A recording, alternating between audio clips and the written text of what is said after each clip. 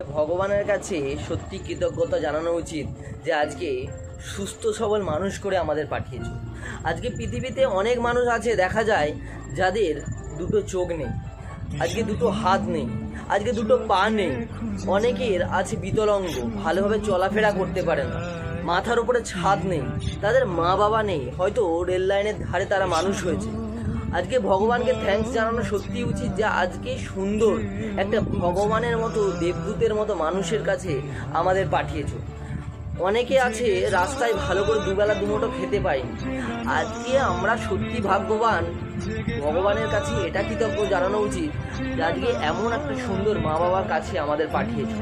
তবুও কিছু না কিছু মানুষ আজকে কমপ্লেন করতে থাকে ভগবানের কাছে যে আজকে গরিব ঘরে জন্মগ্রহণ করেছো, আজকে আমাদের কাছে ভালো এসি নেই, ভালো পাখা নেই, ভালো মোবাইল নেই, আজকে নানা রকম কমপ্লেন কিন্তু ভগবানের কাছে করতে থাকে। আজকে ভালো করে ভেবে দেখো তো, এই মানুষটা আজকে যে আমাদের এত বড় করে তুলেছে, আমরা এখানে সত্যি বলছি অনেক ভাগ্যবান। কারণ অনেক তার মা বাবার ভালোবাসাই পায়নি, মাকে দেখতেই পায়নি, মৃত্যুর আগে মাকে হয়তো হারাতে হয়েছে, জন্মের আগেই মাকে হারাতে হয়েছে।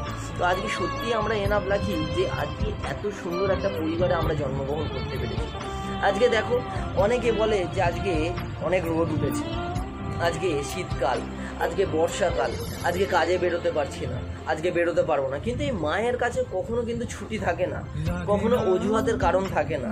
পার ডে মানুষটা যদি শরীর খারাপও হয় না, দেখবে দিন রাত এক করে দিয়ে আমাদের জন্য কিন্তু সকাল থেকে রাত অবধি খেটে যাচ্ছে, কোনো না কোনো রান্না করে যাচ্ছে, কোনো না কোনো আসবাবপত্র এনে দিচ্ছে, কোনো না কোনো ঘরের কাজ করছে। তবুও আমরা কি করছি যে মাকে অবহেলা করছি। অনেক ছেলে মেয়েরা দেখা যায় বড় হয়ে যাওয়ার পরে যখন তারা বিয়ে শাদী করে, সে মাকেই বৃদ্ধাশ্রমে ঠেলে দেয়। তো আজকে সব থেকে বড় পাপ কাজ কিন্তু তারা করে।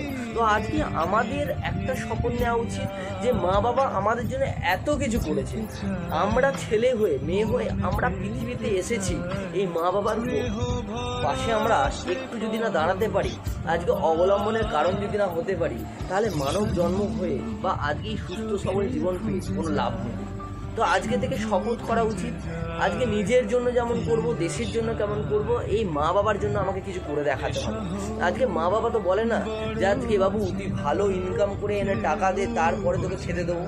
আজকে শুধু ওনাদের একটাই চাওয়া পাওয়া থাকে কি, যে আজকে তুই নিজের পায়ে দাঁড়া, তুই স্বাবলম্বী হোক, তুই 10টা মানুষের মতো আজকে মাথা তুলে যাতে দাঁড়াতে পারিস, সেরকম জায়গা তুই তৈরি কর।